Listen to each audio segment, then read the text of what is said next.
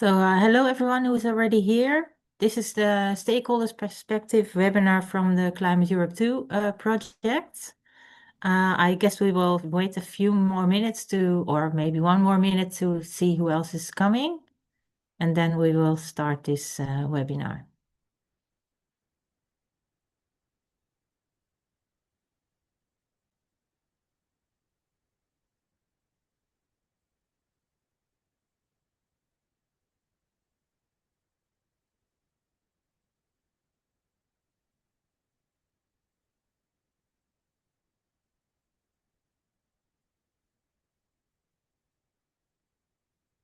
Please be reminded that this is recorded for later viewing. So if you don't wish to stay out of sight, you can leave your camera off.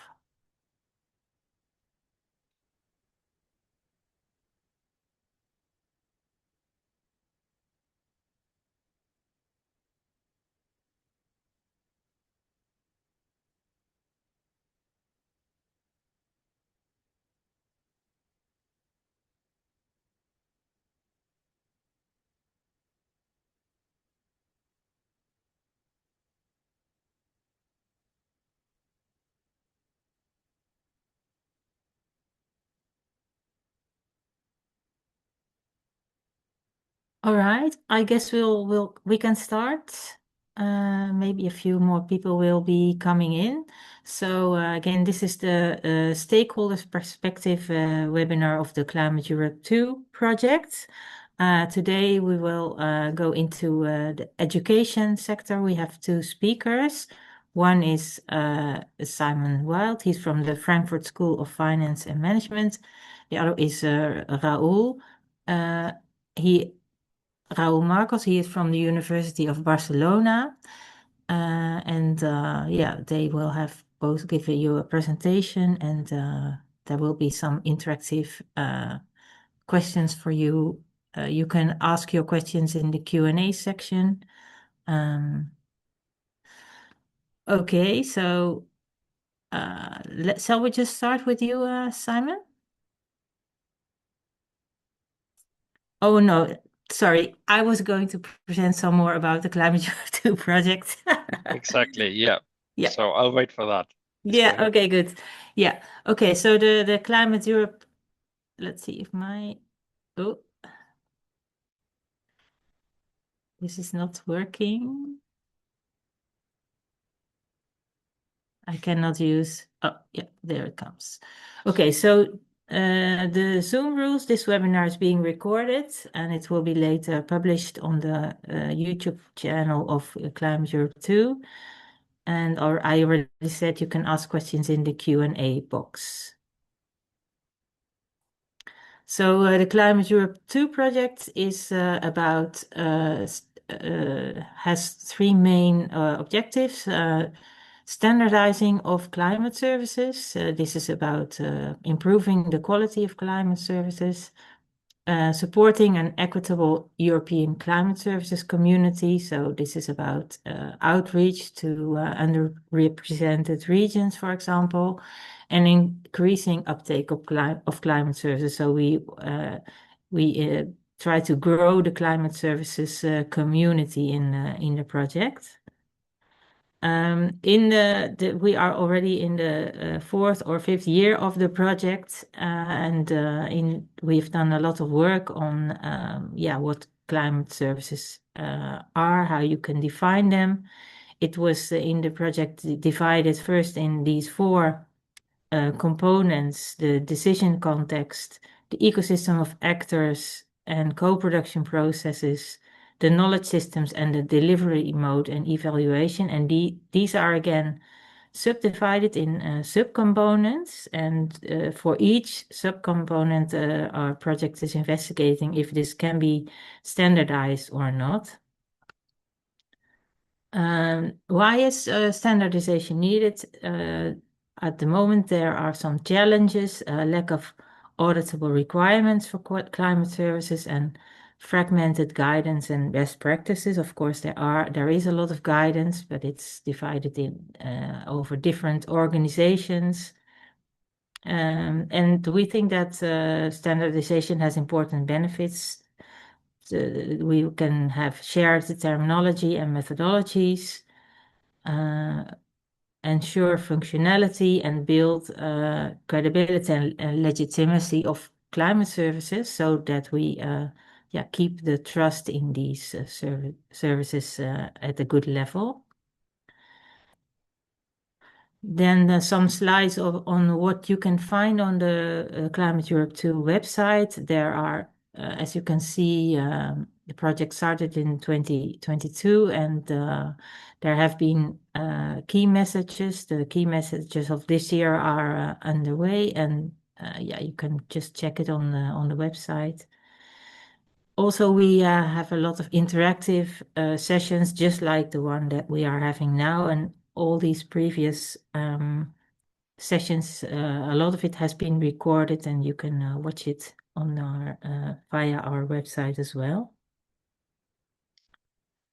And this is what our website presently looks like. So yeah, you can find everything a lot more than you can use probably, but yeah, this is where you can go if you are interested to see more. I will stop sharing now. Okay, so yeah, Simon, then it's your turn.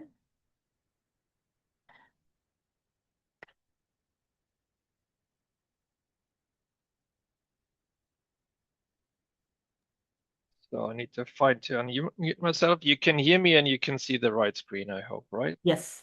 Okay, Go ahead. very good. Okay, thank you so much, Judith. And yeah, thanks for giving me the opportunity to speak. I'm presenting the private sector apparently here, which is new to me, but we'll come to that in a second. So it's great to be part of this discussion because we as an education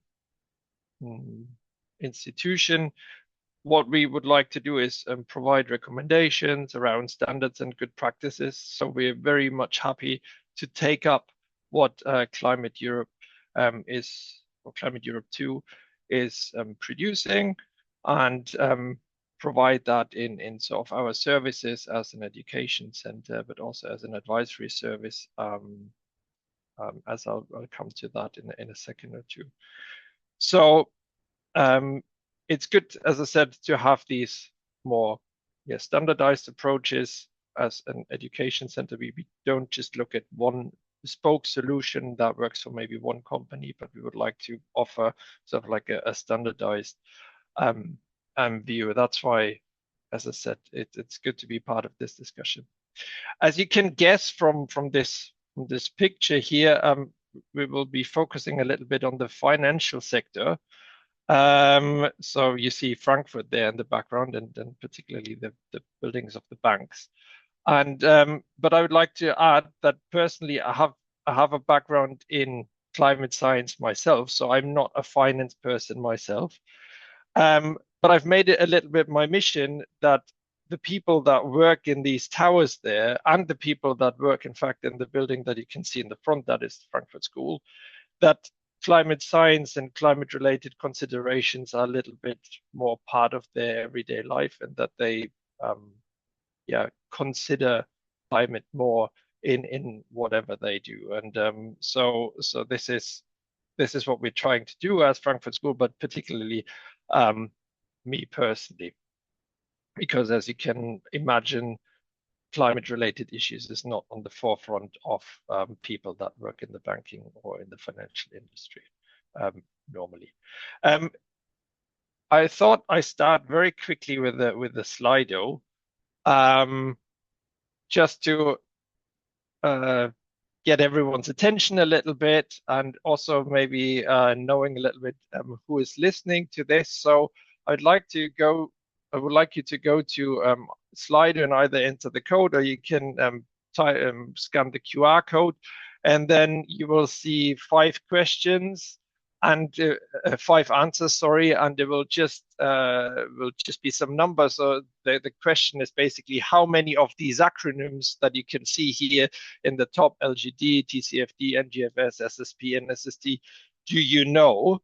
And then there should be 5 answers. And then it's either 0, 1, then it's 2 to 4. And if the answers or if the acronyms you know are more on the right side, then yeah, click on the one that is more on the right side. Then another one is the acronyms that you know are more on the left side, or they might be also evenly spread. Or then there's another one for 5. So, and then let me quickly check whether people have started. Okay, I can see participants have started. I give it a few more seconds, let's say 30 seconds or so. So it's interesting that so we have not many that know all. So I'm gonna start sharing that screen. So I think I need to stop sharing this one and then share the other one that you can also see the results. So thanks for participating. So I think it should be, I think you can see it now. So we have many people that know 0 or 1 acronym, then also many people that know 2 to 4, and it's sort of evenly spread. Then we have a bit of a majority that know more on the right side, and then a few people that know more acronyms on the left side, and then very few people that know all of them. But this is I'm happy to see that it's quite evenly spread. And if there's quite a few people that know 0 or 1, maybe there's something to learn in here for these people. So I'm quite pleased with that. So thanks for participating in that. So I'm going to go back to the main presentation now and reveal what these acronyms actually mean. I hope you're interested. So this is, can you see the screen again? No. Sorry, I think I might have shared the wrong screen. I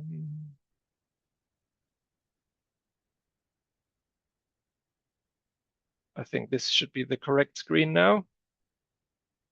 I hope everyone can see it. So, so we have on LGD means loss given default. So that is something in the financial industry in credit risk particularly. So if a loan defaults, then we have an exposure that is at risk, and the loss given default is the percentage of that exposure that defaults. So I'll come to that later a little bit again, but this is obviously very much a term or an acronym that is often used in the finance industry. Then we have TCFD, that's the Task Force on Climate-Related Financial Disclosures. So that is a set of recommendations, what companies need to disclose about climate-related risk in particular. Then we have NGFS, that's the Network for Greening the Financial System. This is a sort of a partnership of banks and supervisors, how the financial system can become greener. So there's a lot of standards in here as well. Then we have the SSP, the Shared Socioeconomic Pathways, which we know from the IPCC, and I would guess that quite a few people knew that acronym. And then we have SST, which is sea surface temperature, so which is quite a specific physical variable. So SST, people from the institution where I work, for example, would definitely not know, but pretty much everyone would know what loss given default is. So yeah, but interesting result, and as I said, I'm pleased to hear that it was quite evenly spread. So that's interesting. Okay, then can I click forward? Yes, I can click forward. So, but what I would like to, what I wanted to show with this is language is obviously important. Acronyms are important, and you know acronyms depending on the sort of the discipline that you're from, and climate services in general is obviously an interdisciplinary thing, interdisciplinary research or interdisciplinary endeavor.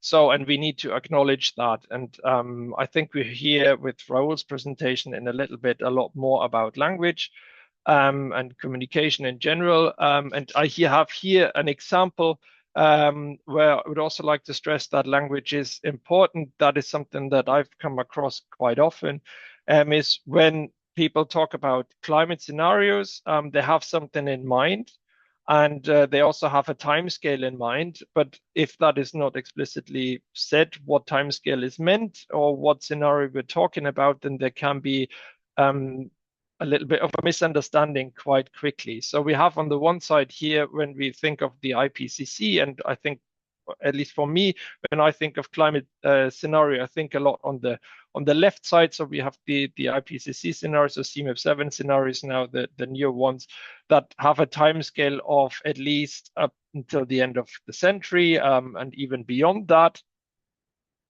So several decades at least, if not centuries. And then when we think of scenarios that are produced in a climate-related context here by the NGFS or the European Banking Authority, then the timescale is a lot shorter. So there's a conference from EIOPA, the insurance regulator, and they had this slide there where there were several scenarios created to compare them, and you can see that the short-term scenarios, they're literally only very few years, and then the medium-term scenarios are until 2030. So by not defining this up front when talking about anything climate-related, coming from a climate scientific perspective or coming from a financial industry perspective, can lead to quick miscommunication. And this is, I think, exactly where something like an education institution can help, kind of being in the midst of both, having that understanding that there could be this misunderstanding, and pointing that out basically, so that the misunderstanding can be avoided. But what I would like to talk about is, first of all, a little bit about Frankfurt School. I hope this will not be too much of a marketing presentation, like it's really very brief, but I think it makes sense to explain a little bit what we do and how we relate to climate services. As an education center, so I think it'd be quite interesting to understand why it's particularly professionals that take our courses on climate-related issues, why they would like to increase their knowledge on climate or on climate services. Then I will share some observations and examples from an educational perspective or from Frankfurt School perspective. And I would like to add here, very importantly, this is not an objective view. This is very much a subjective view, not just from me, also from colleagues. But what we don't do at Frankfurt School is systematically assess different examples, in particular to climate, why people are taking the courses. Yes, that is something we assess, but when it comes to content, we are not as specific in our, say, surveys. So the examples that I will show at the end will be quite subjective and don't necessarily represent the entire financial sector or education sector. But I think nonetheless they're worthwhile discussing and taken into consideration because they can share or show some insights. And then lastly, what can we do with these observations and examples? So how can we use that how are they relevant for standardization of climate services? So I guess putting it more in the Climate Europe 2 context. So now very briefly about Frankfurt School, I'm going to show a few numbers here. So we are a private non-for-profit education center or education institution. So you can do your bachelor's and master's and so on. So this is what you see at the top. So we have, so these are the figures from last year. So we had 4,000 students enrolled. But this in the middle part, this is where I would like to talk about most, because all our climate courses, everything climate related that we offer, this is happening here in the middle part, where we had last year we had over 9,000 more professionals rather than students taking courses. This is not just the climate courses, this is all sorts of courses, but the climate courses are part of that. So you can also see here, as a school or as a university, we do some research here, but it's not comparable to a university in terms of number of people or number of PhD students, for example. Simon? Yes. I guess you have like 9 more minutes. I have 9 more minutes. All right. Okay. Yeah, thank you very much. All right. So I'll speed up then. Then very quickly on what else we do is we have some international advisory services. So this is where I work actually. So where we provide services. So where we act as a service institution ourselves, and where we can definitely learn something from projects like Climate Europe 2 and that we would like to take up. Then I'm going to show a bit of an overview of what courses we have. As you can see, these are mainly online courses rather than on campus. And the reason is that the people that take our courses that are mainly professionals from financial institutions, bankers, regulators, insurance supervisors, and so on, but also government officials or national disaster management organizations, and so on. So they're very much in their job already. And that's why these courses are often just 1 week at a time or over 6 months, but then it's self-paced. So basically the people that want to learn something about climate, they are already very much in their job, and their background is not climate scientist or climate science as such.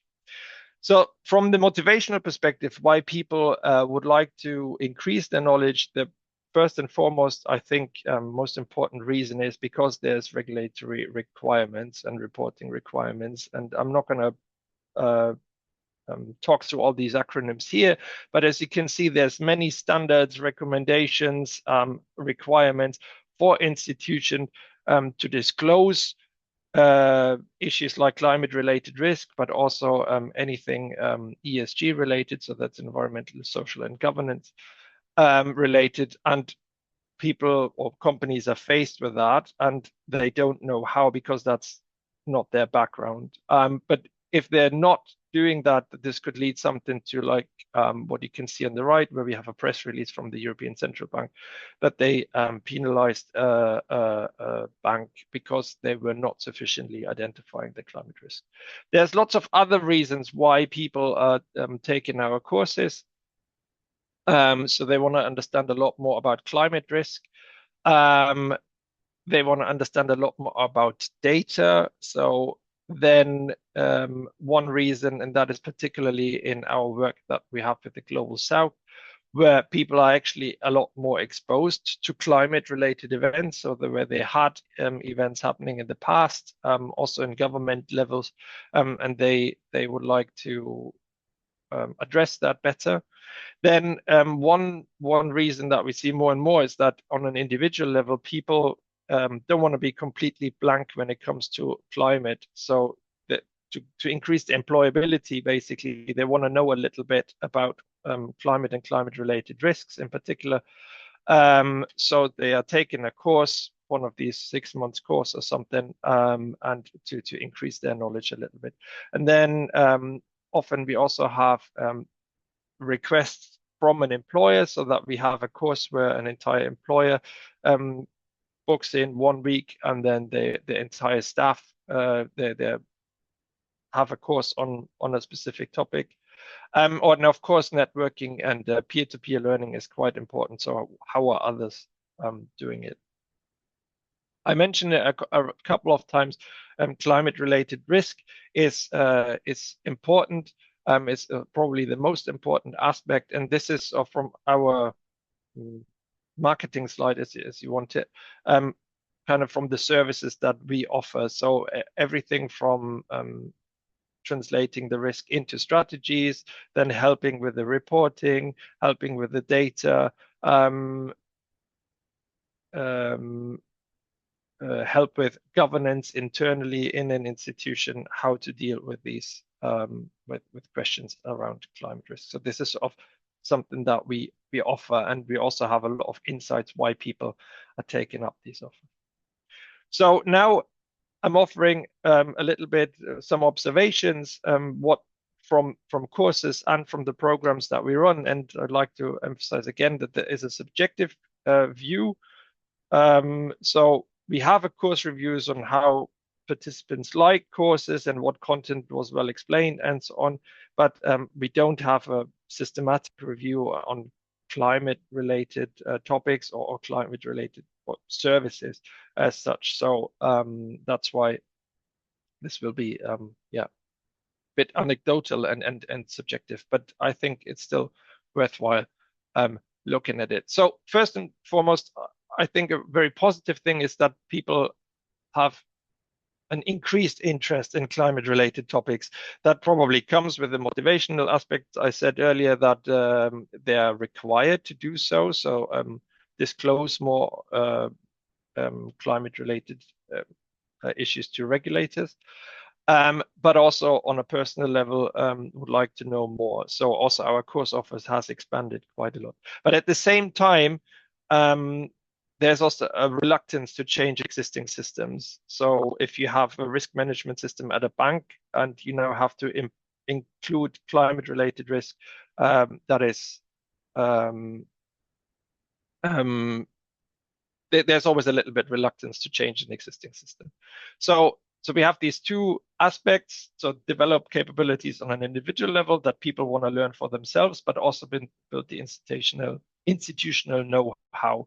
And the institutional know-how is not just the financial institutions, but very much also the regulators. So like the European Central Bank, EIOPA, so the insurance supervisor, and so on. So they also need to build their institutional know-how. And then we have also organizations like humanitarian organizations or even the IMF, they also need to build their know-how. So there's generally an interest in how peers are addressing the issue. But what I would like to stress here is also that we need to acknowledge that climate services is generally a cross-disciplinary question, and it's a bi-directional thing, right? So so here's an example from an SAP report where they're showing the overlap between a climate model and an economic model. I would even say there is very little overlap, but the connection is very few variables like GDP or temperature. So I think we have my point here is that we also from a climate scientific perspective, have to acknowledge that there is a knowledge gap so that we don't necessarily know what the other side is doing. Then climate risk data is definitely an issue. So I've had a few quotes here that I collected from colleagues and also mine. So that availability is difficult to compare, that they come in weird formats. So these are all reasons why people look out to services to then buy a service that can help them with the climate-related risk disclosure that they're required to do by the regulators. And this is exactly where the standardization, I think, can help most when people or banks, institutions are looking out to buy a service. So what is there the standard? I think there's still some work to be done, what people need to look out for. One aspect I'd like to also highlight here is that climate data is important, of course, but it's not sufficient. It's an insufficient condition to actually calculate the risk or provide a risk indicator. So you also need other things like exposure, like vulnerability. Maybe some of you have seen this risk propeller. So there you have the determinants of risk, hazard, vulnerability, and exposure.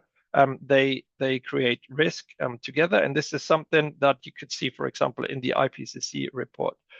And I'm taking now this example, which has worked quite well in some courses that we have. So you see that again in the lower row that we have expected loss. The climate risk is hazard times vulnerability times exposure.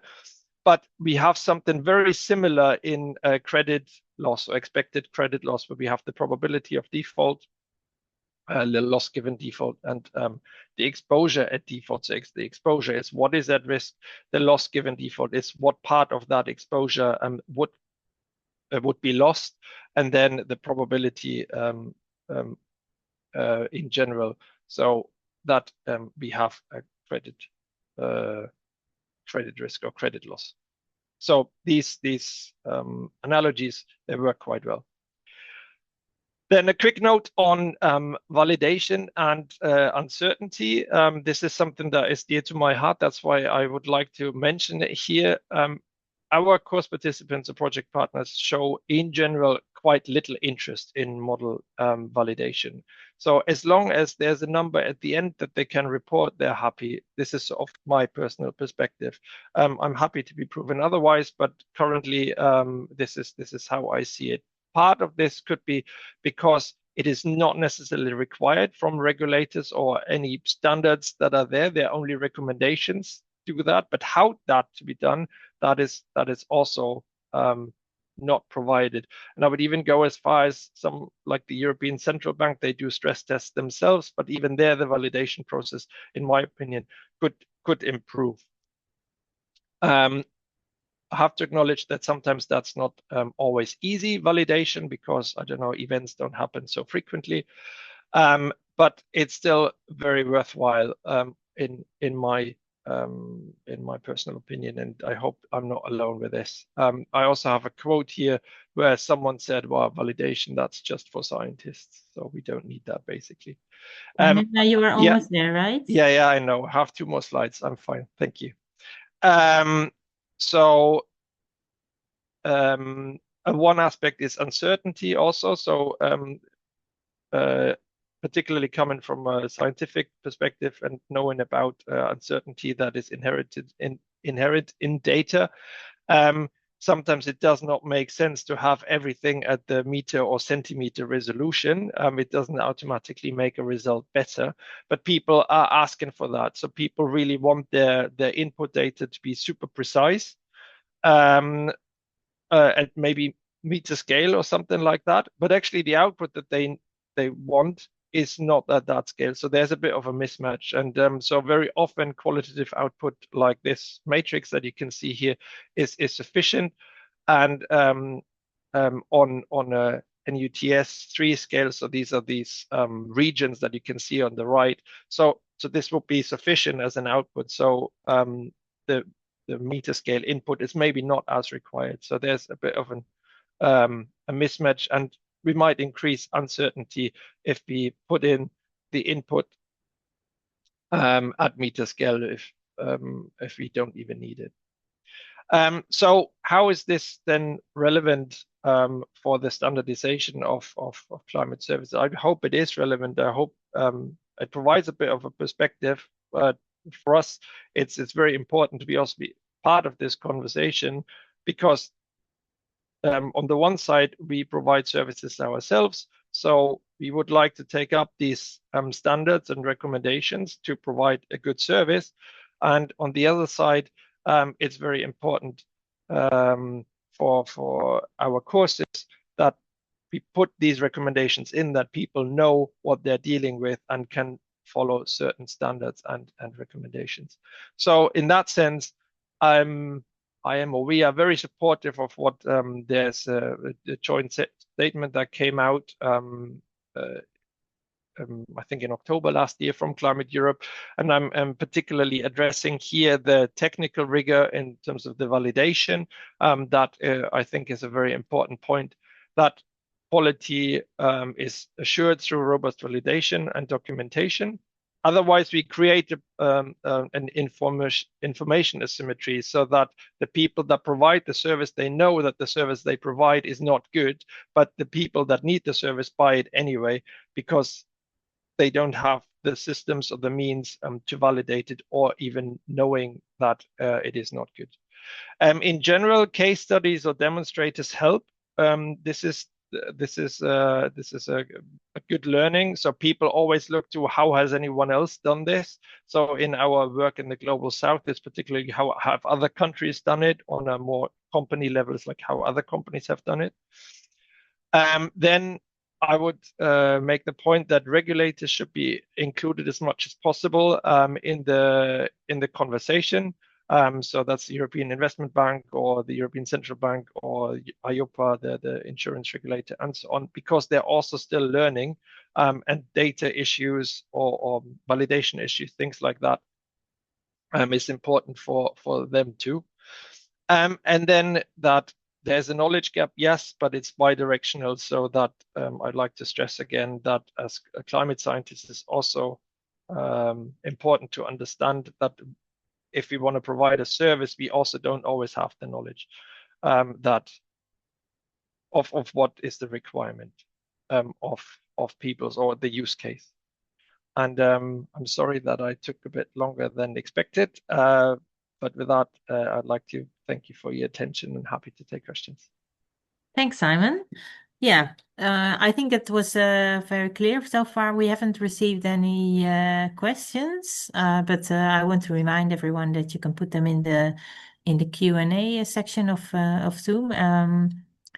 So I want to also emphasize that Climate Europe 2 is not actually making the standards, right? We are just preparing the ground for the normal standardization organizations like SENS and ELEC to start up this standardization, but so that they know what actually can be standardized right now and what is premature. So and what can be put into guidelines, for example, that are a little bit less strict. So that's the work that we are doing right now. So since there are no questions yet, if I can comment on this quickly, yeah. I think this is. I'm sorry if I wasn't Sure. clear on that, but so I think that's quite common practice. A lot of the climate-related financial disclosures that companies have to make, they're at the moment also recommendations. They're not binding. There are some that are binding, but a lot of them are, as you say, guidelines or recommendations. But people want to get prepared, of course, because they know this is coming. The exact date is maybe unclear, but this will be coming that way. So, and very often, from the guidelines and the recommendations, there will not be a turnaround of 180 degrees. It will go sort of in the similar direction. So that's why it's important to be mindful of the development in that. Yeah. So, well, you describe actually a sector that is really aware of regulation and that uses the regulation, let's say, as a baseline to build on. And so, yeah, that means that it's a very interesting sector from the standardization point of view. But you also described this bi-directional learning. And do you see is there a conflict between the two approaches, you think? So there's two aspects. So the bi-directional learning, I just want to emphasize, maybe this is because of my background as a climate scientist, it's kind of very often we prepare something and then present it and then let other people deal with it and use it. But what I mean with acknowledging that it's a bi-directional thing is that we need to understand what is it actually that the other person wants. So just delivering the number of days above 30 degrees is not helping. That's not sufficient. It's part of the conversation and it's part of the story, but it's it's not there yet, and this needs to be acknowledged. This is what I meant with this bidirectional. So I don't think it's a conflict in that sense that the sector is looking very much to the regulators. I think it's maybe separate things. Yeah. But yes, I agree. This is the sector is very much driven by the regulators. At least this is my. I mean, I've been in this field now for a little less than 5 years, and this is my personal view that there's a lot developing in that, and people need to follow it and also want to follow it. I mean, it's like a half forced, half wanting to. But they also look for guidance to the regulators themselves. Like, how am I supposed to do this? I have no idea. So that's why also my recommendation at the end to include the regulators as much as possible in the conversation, because the regulators are just this one step ahead in the sense they want to do something in around, say, climate-related financial disclosures, but also they might not always know how and what Yeah. they should tell financial institutions. Yeah, and also what's possible from the climate Of science course, perspective. You yeah, cannot demand things that are just not of possible. course, yeah, absolutely. Yeah, yeah. All right. Shall we go to the next presentation? Okay. Okay. Thanks, Judith, and thanks, Simon. I'm going to share my screen now. Let's see. Okay. Yeah. Can you see it? Yeah. Okay. So thank you also for the opportunity to be in here today, and also to Simon, because in a way our presentations are complementary. In my case, I'm working in the University of Barcelona, teaching for undergrads and also to postgrads in the Master of Meteorology and Climate Science. And the presentation today, I'll frame it as the problem that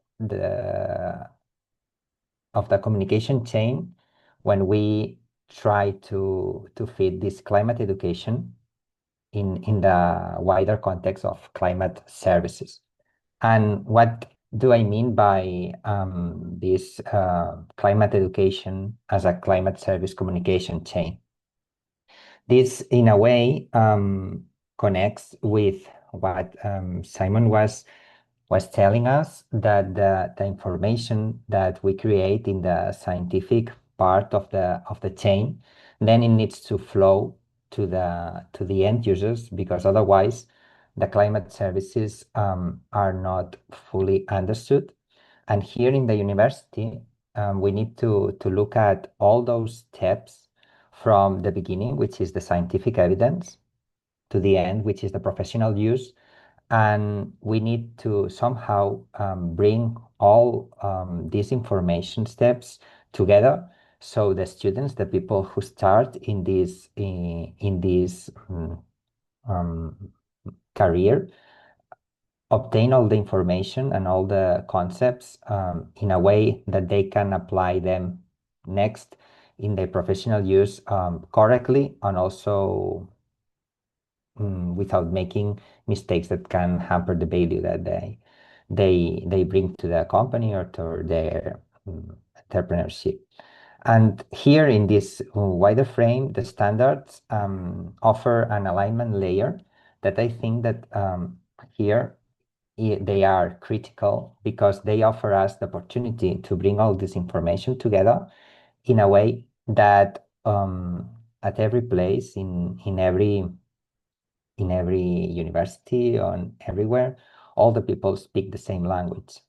Because having the same language always helps us to gather all the information together in a way that we can speak directly to the other people, and in a way that they understand us, and that they can make use of this information. And let's see if it goes. Okay. So what I mean by the vocabulary, it's the first thing that we encounter in our work is, for example, the weak link that it is with familiar words like weather and climate. This lies at the bottom of most of the misunderstandings that we encounter in our work, because when we talk about weather, it's always a specific state of the atmosphere, and it has this single word has a bunch of information below that makes it very different from climate. But in the everyday use, we often hear in many places weather and climate as exchangeable words. And this makes that the expectations that one has when a prediction or a forecast comes to their hands vary very well. They have the same expectations, but then the results are very different when we talk about weather or when we talk about climate. And this is important to clarify, and this is something that we put high efforts to make a specific distinction at that all the people, just all the students, have this very clearly, because that's the basis where the expectations then are built upon. Then there is also the quality problem, that it depends, the predictability depends on the product type and on the forecast horizon. So when we go from the weather to the scenario timelines, then each forecast horizon or prediction horizon has a specific predictability and a specific uncertainty associated with this kind of forecast. And this is something that more often than we would like comes quite mixed and hampers how the expectations are built for each one of these product types. So if we could at some point identify clearly what we could expect from each one of these time horizons, then just by naming them, people would actually know what to expect from them. And this is something that we try to work hard on this, because that's also one of the problems that in the climate services communication chain we encounter most when dealing with the users. That's not understanding what to expect from which time horizon that they are working on when we are trying to use a climate service product. Another thing that another problem in the communication chain that we encounter is the understanding of the shift of probabilities. We always work with probabilities in climate services, especially when we go outside the weather timelines. And sometimes this example of the loaded dice that we start using it, if we start using a loaded dice, then we can only understand that the dice is loaded after many throws. So that's when there are many throws on the table that the statistical distribution shifts, and that we can see that this is not a fair dice at all. And finally, also one of the problems that drive our well context of climate students coming to the university is that the understanding that small shifts in means of the probability distribution could have very big impacts, because what also shift are the probabilities of extreme events, and these extreme events are the ones that driving the risk and also the impacts and everything that later on they will need to work most with.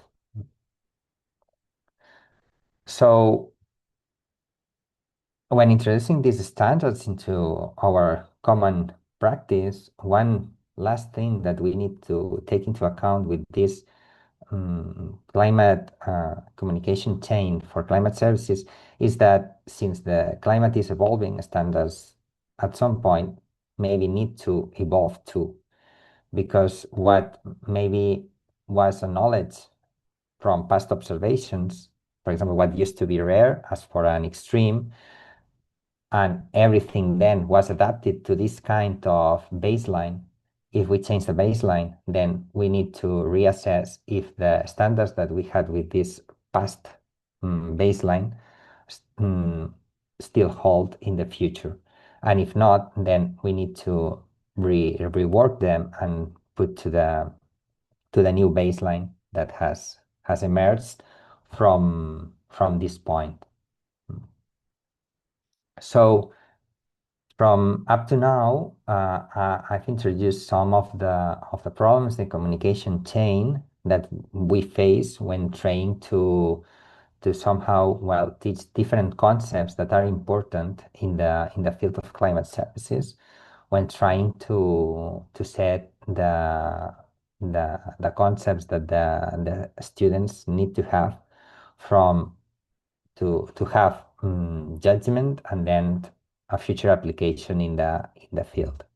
So now I like to focus in this second chapter of this presentation is what we need to translate in climate services to be able to tackle those problems that we have seen in the first part of this presentation. So one of the concepts that we need to work most, and that it connects to the different time horizons of the different prediction qualities, is that students often struggle because climate evidence is often indirect.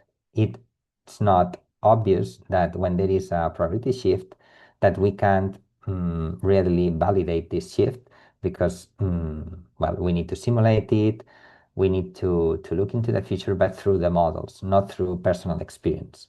And this is something that there needs a new, well, mental framework for the people be able to distinguish all of these time horizons and the predictabilities linked to those horizons, which are the drivers of this predictability, and also which is the uncertainty. Because as we have seen in the previous presentation of Simon, also uncertainty is something that needs to be taken into account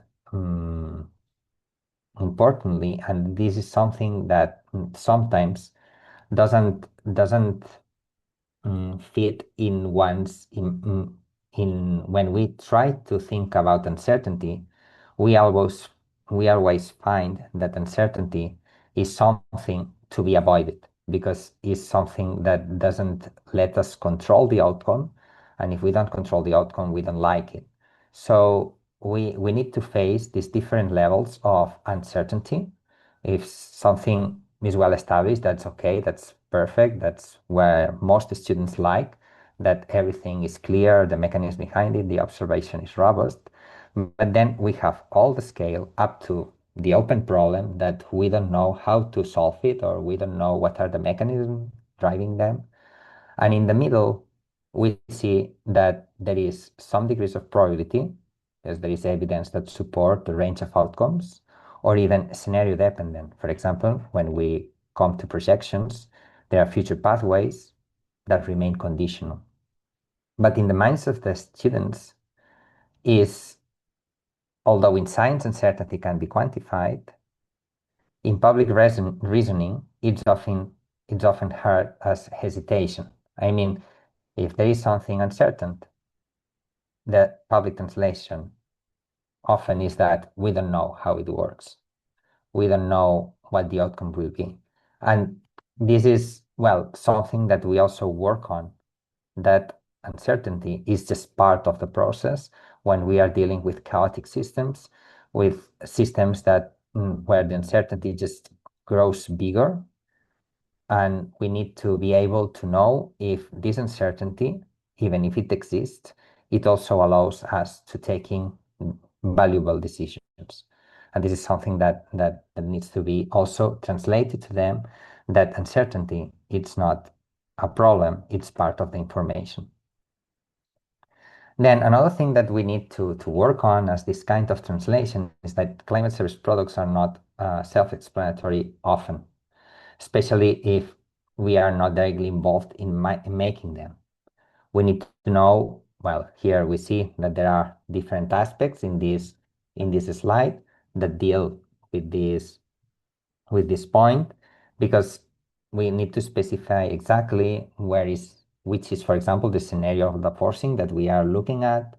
We also need to present what is the validation reference period. We know that when trying to compare what is the quality of the product that we are providing to the final user, we need to also be clear on which metrics did we use to assess the quality of the product in the context of the user demands, especially, and also which has been the reference period where we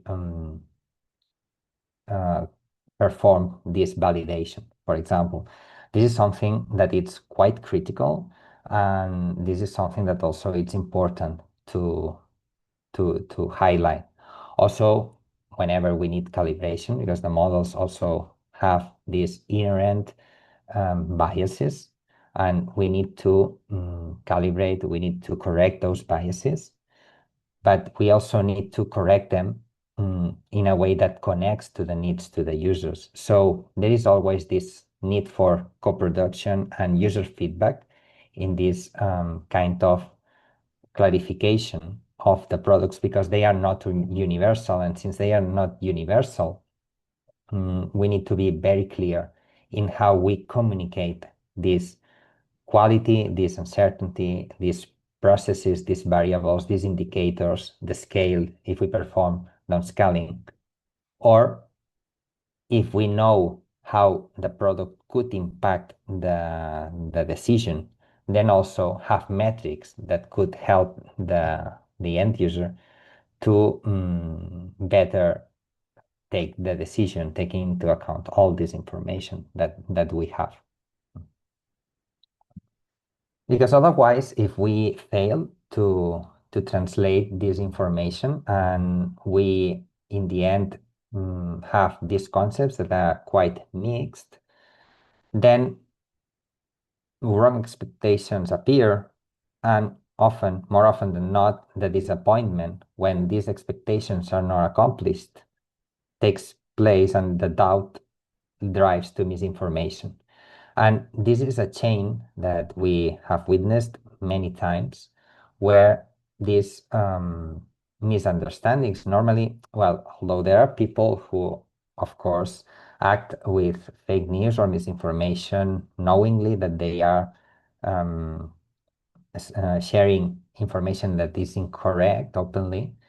Many people basically just have different concepts mixed in their knowledge, and then just contribute to this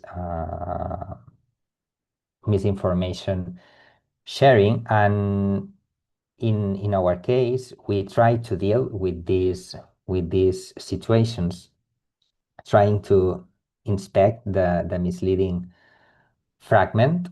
Misleading because sometimes this misinformation has a part of truth in it.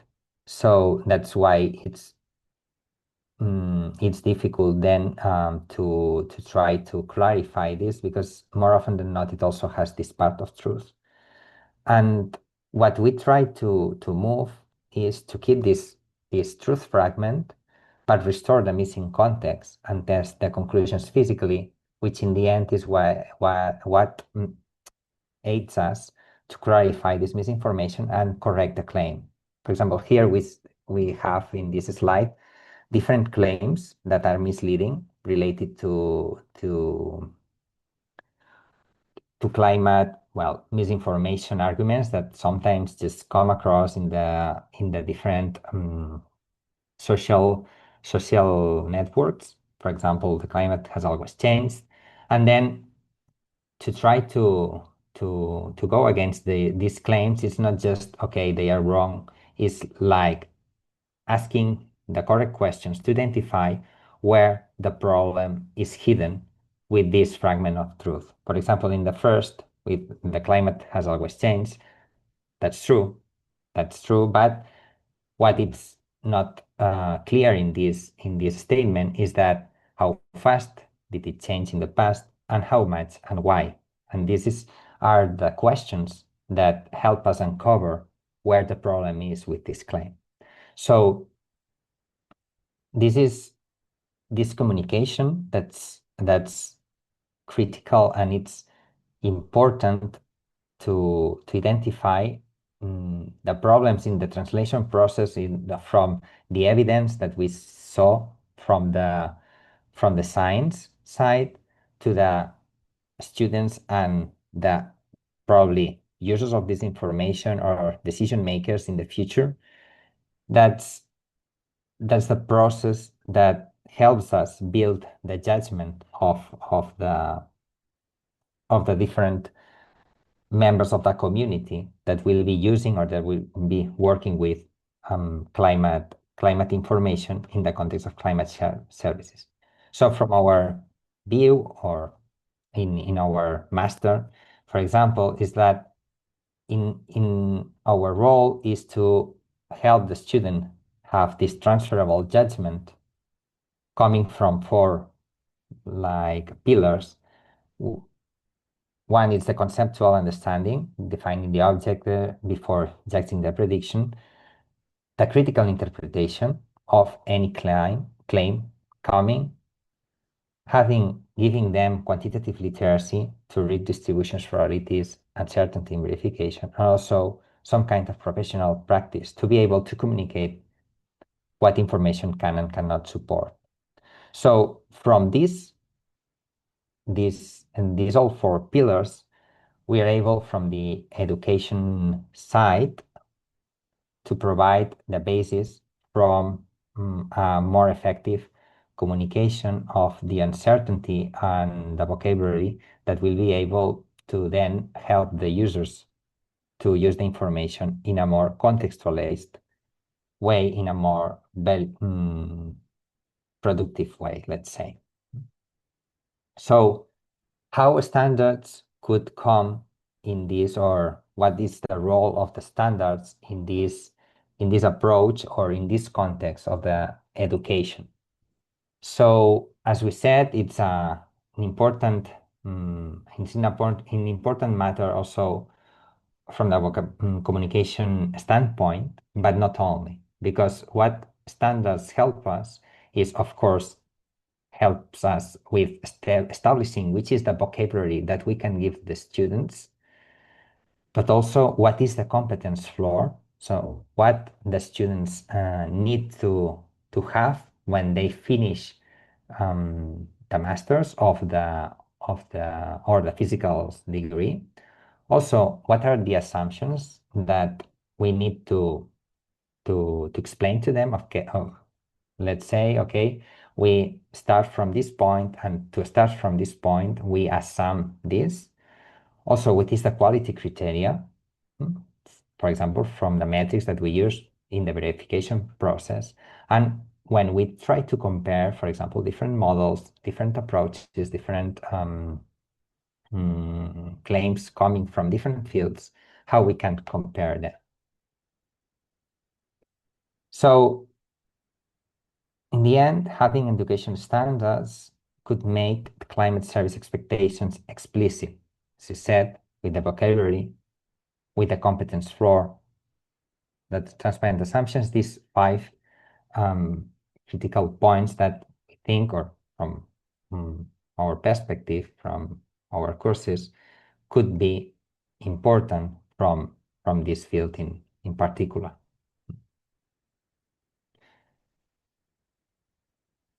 Sorry. Of course, we think that the standards should be a guardrail, not a script, because there should give room from specificity. Each field has its own specific details that all the users value, and standards would help us to be able to communicate and to work together, but also leaving room for specific aspects of each field. So yeah, the standard could state this conceptual commitments.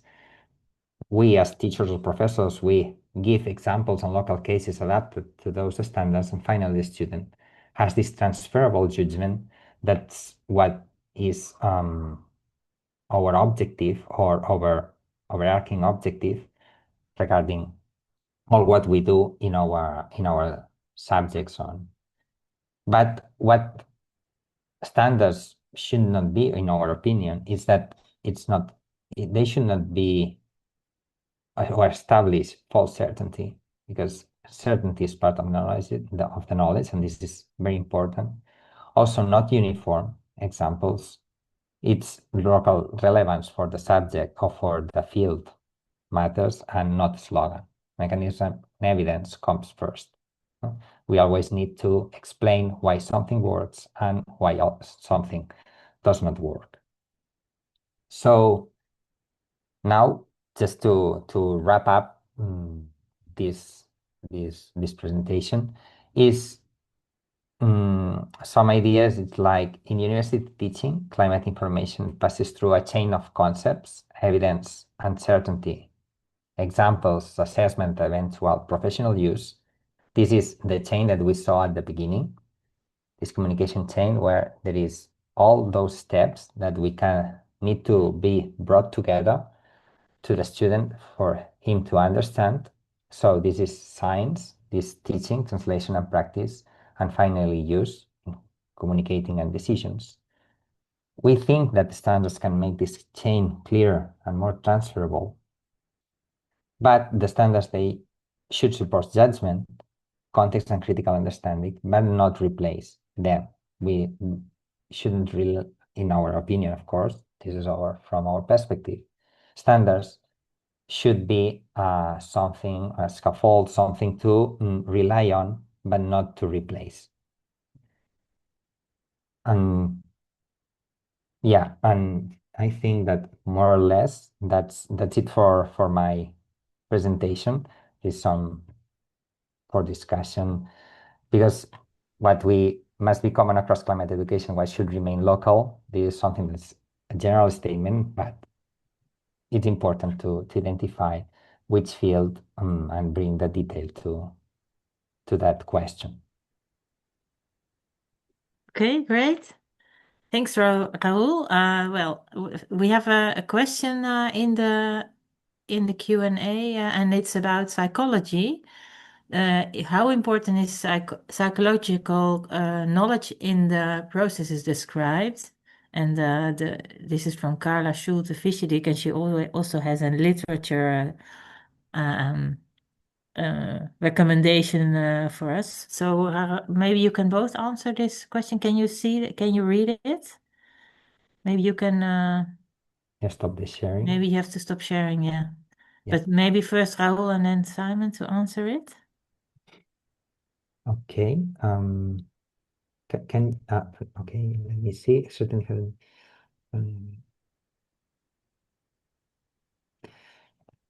Well, it psychological knowledge in which in which sense? I mean, this could be very wide. Well, if you look at you had this Yeah. slide with the misunderstandings, right? And there's also a psychological background to those misunderstandings because people would like it to be different, for example. Okay. Yeah, well, for example, in my case, when the students come to the university, they come with different backgrounds. They have the information that gathered from the social networks, from the friends, from the family, from the news. And all this information just comes to their head, and it just then comes with a real mixture or blending of many things, that some are correct, some are partially correct, and some are incorrect. And then we need to unravel this and untangle all these things, because this is not a fault. That's what we are living. I mean, we are living also in the society, and we have the messages coming all the time to all of us. I guess it doesn't only apply to climate, all these biases that we carry.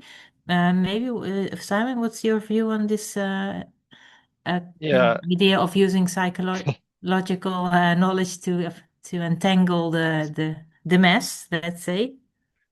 Yeah, I don't want to say that I can answer this properly, but I can give my opinion. So it's obviously important, but yeah, and not just in climate science or climate services.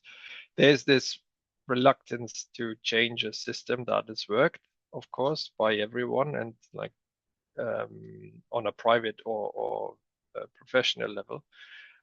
What I can say is that what what I like to stress sometimes is also the opportunity that it gives. So by uh, embracing a change, something better can grow out of it, and particularly sort of marrying that with a business perspective, then people become a little bit more interested. So like there is something growing. Um, if you're an early adopter, you might have a market advantage, something like that. So try to speak to that part of the psychology aspect. Yeah, the competitive Yeah, advantage yeah. of taking on the, yeah. All right. I also have a question for you, Raul, about, yeah, I thought your slide 12 was very interesting with if I remind, with the climate service products are not self-explanatory, and then you have six categories of, yeah, explanation that they actually require. Maybe you can put the slide back up.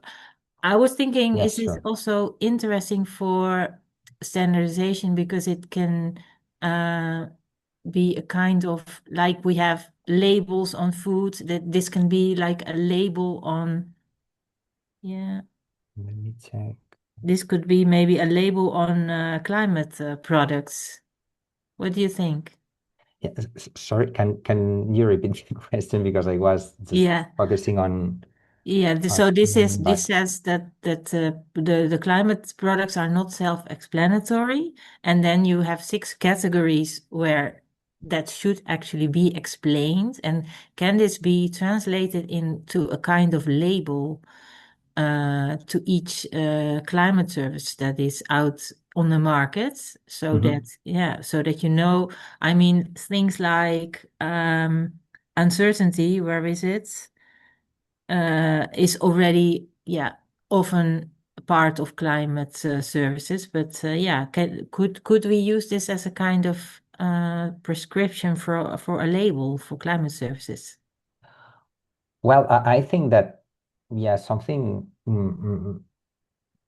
of the like could be useful, of course. That having this what we can what every product can bring to the user, for example, or what is what does it contain or what it contains and what could be used for. For example, I think in the end, having a kind of labeling on that could clarify this could could be could be useful, especially in context where the person receiving this product has not a deep context to be able to read it properly. Yeah, but they would want to know, let's say, what baseline was used, what time period was used as a baseline. So Yes, yeah. sure. Yeah, Yeah, yeah, yeah. and then which scenarios? Yeah, often this is often already mentioned, but yeah, Yeah. but you can um, first think about what's the content and then how to communicate it in Mhm. a clear way. But I thought this was a very interesting slide. I'm also wondering because you said that um, these standards you are, let's say, looking forward to it, but it shouldn't be too restrictive, right? And yeah, Yeah. I wonder Yeah. how Simon is looking at that because he says that actually it should be a bit more guiding. So yeah, maybe it depends what business you are in. If you are a student, it's different than if you are a company providing a climate service. Yeah. Yeah. Sorry. Sorry. Please go ahead. Simon. Yeah. I think there's several levels. So I think on a general level, I can echo that standards should be sort of like a minimum, and then there should still be enough room to develop the service in the way that you need it, because stakeholders are always different. People that use services are different, so there will always be an aspect remaining that is different eventually. But there, at the moment, there's too many unknowns on either side, that at least what I was talking about sort of in the climate risk sphere, and particularly for financial institutions, that some more standards would probably be helpful, at least from my perspective. So kind of like a nice to have standard, and on top of that, something else can develop. But companies will, or banks or whatever financial institutions, will always develop their framework in a sort of unique way, how it is makes most sense to them, or climate services that offer sort of climate risk reporting, something like that. They will always try to make it bespoke for the specific client, and I think this should be allowed, and this must be allowed. I mean, it will happen otherwise anyway, so it can't over standardize. That I think that would kind of destroy the market straight away. But at the moment, how I see it, a bit more standards would be helpful. Yeah. Raul, maybe nog a response to it? Or... Yeah, I mean, I was, when I made this slide, I was thinking a little bit on something similar to what Simon said, that it would be good to have something that allows us to go from one field to the other and speaking the same language and knowing that we can just port something from one place to the other, but also leaving room from everyone to just adapt whatever to their specific reality. Yeah. That was my thought when I was making this slide. But of course, this is a little bit generic, and then we try to just be specific on this. It's not maybe that easy to where is the limit when something is too general and it's over general, so it's not useful for anyone, or it's too specific. Also, it's not useful to anyone. I mean, Yeah. it's kind of U-shape, that there is a sweet spot where this approach is very good, and then there is those two extremes where we have two general standards that aren't of use for anybody, or too specific that have the same problem. Okay. There is another question from Xenia Gorges. Gorges, if I pronounce it well, it asks, I guess first to Raul, what is your view on AI in climate education? Well, that's a good question, because that's something that we are facing right now, and that it just came into the class, and well, apart that we need to adapt many processes that were assumed to be very established for the moment. I think that it's a double-edged sword to having this use, because if the AI is aligned with the scientific knowledge that we have, then it could be good. It could be a good support to clarify things and to have a tool that it's ready to be used anywhere at any time as a kind of expert to clarify things. But also, if it's not aligned, then it's even worse, because it's very certain on the things, and if something is wrong, then you have full certainty on something that it's wrong. So that's something that we need to consider when dealing with this. Yeah. So you say as a wise use of it as a tool and not as a panacea to everything, right? Yes. Simon? Yeah, absolutely. I can agree with that. So powerful as powerful as a tool, But in the educational aspect itself, I think, so basically in a lecture that I'm giving, there is no AI content there. So I would like the professionals, the students, to develop the judgment that Raul was also talking about quite a bit, to develop it, and then that empowers them to use AI as a tool. Because if you don't know how, if you don't have that, then yeah, you have to take anything that AI gives you with absolute certainty, and you don't have the judgment to kind of interpret it in that way. So in the education itself, at the moment, I don't see it having a huge space, but obviously that's a question and a challenge that is very present at the moment, and everyone is asking about it. I see it as a tool, yes, but the judgmental part is very important on the user. Okay, thanks. So I don't think that we have any other questions. I was also thinking, I don't know if you remember my slides, but it's a while ago, but there were these four components of climate services. And especially, Raul, you seem to refer to that a bit in the sense that you are talking about the context of a climate service and the process of going towards a climate service. So do you think that these components and this work that we are doing in our project is useful for your work? Yeah, well, absolutely. I think that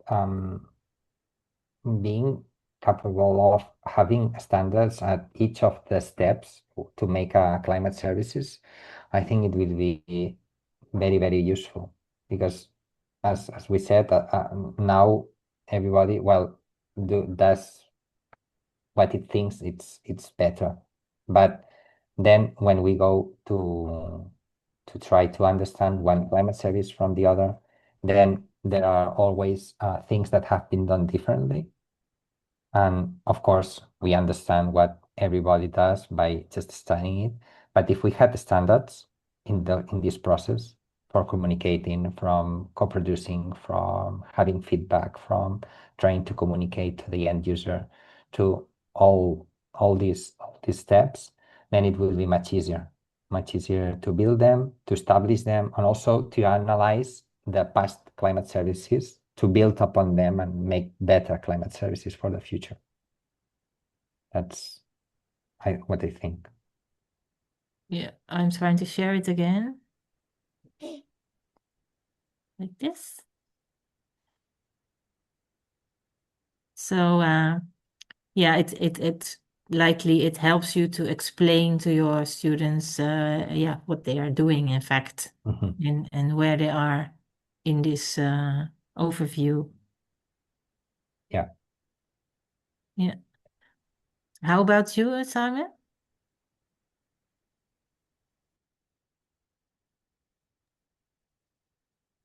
Sorry, struggling to unmute myself. Yeah, so what you have on the top right there, the co-production or co-development of processes, this goes a little bit in that direction, where I said acknowledging that there is information understanding gaps on both sides if people come together.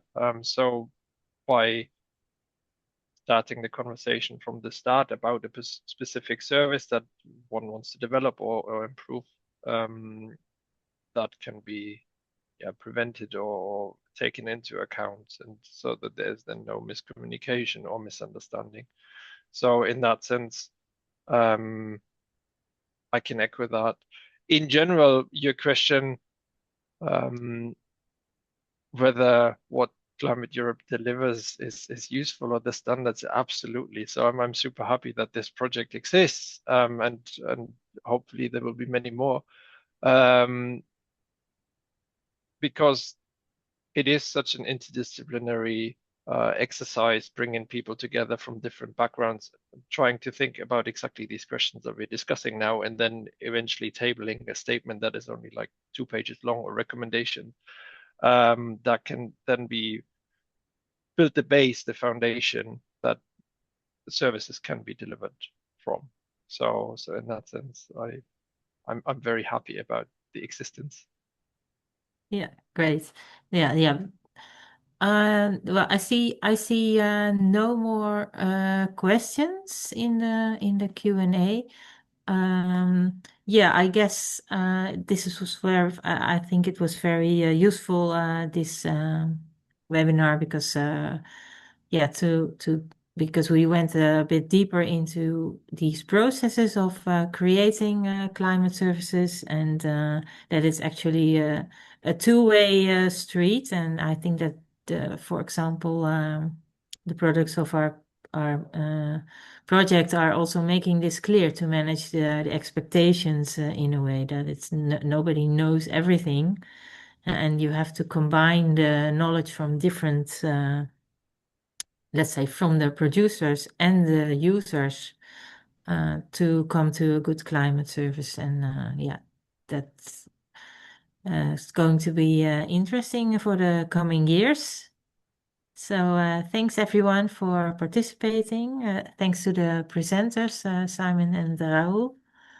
And yeah, see you next time. Thank you. Bye. Thank you. Bye.